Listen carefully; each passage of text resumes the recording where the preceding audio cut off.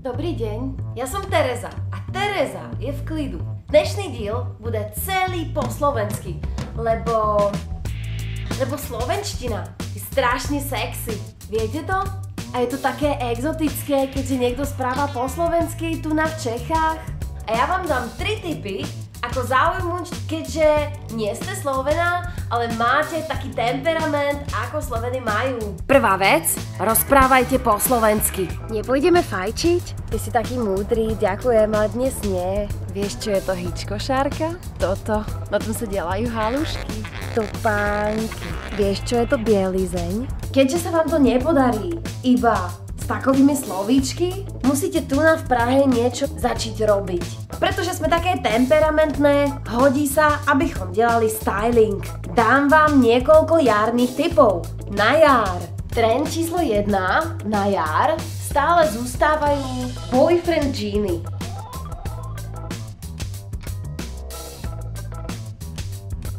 A najviac je, keďže si k tomu zoberiete iba bílé tílko.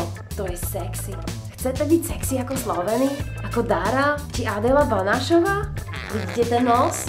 A o čo sa tu pokúšate? Tu točíte hociaké home video? Myslíte si, že ste Fellini, či troška? Brutálne sexy. Budú aj kvety.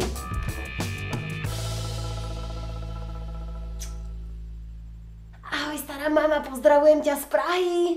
Ďalším veľkým trendom budú kabely strásnení. Trasní? Kožené kabely s takýmito trásničkami.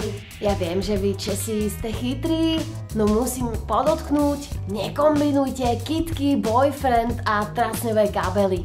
Vďaka. A keďže to nevidie a nie ste dobrá stylistka, či si nezarobíte veľa euro, choďte na koncert hociakej českej kapely. Vyspíte sa s niekým z hudobníkov a...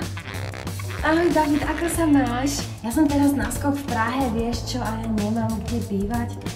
Mohla bych ďalej? Keďže ani toto nevidie, choďte do baru a pýtajte sa na Filipa Renča. A buďte v klidu. Bych jsem jenom chtěla říct, že vám děkuji, že jste se koukali. Mám strašně moc slovenských kamarádek a tímhletím je pozdravuju. Není to nic proti vám, jenom mi to prostě přišlo vtipný. Jestli tam byly nějaký výrazy, které nebyly úplně slovenský, hele, to se stane prostě. I Slovenkám v Čechách se tohle stává.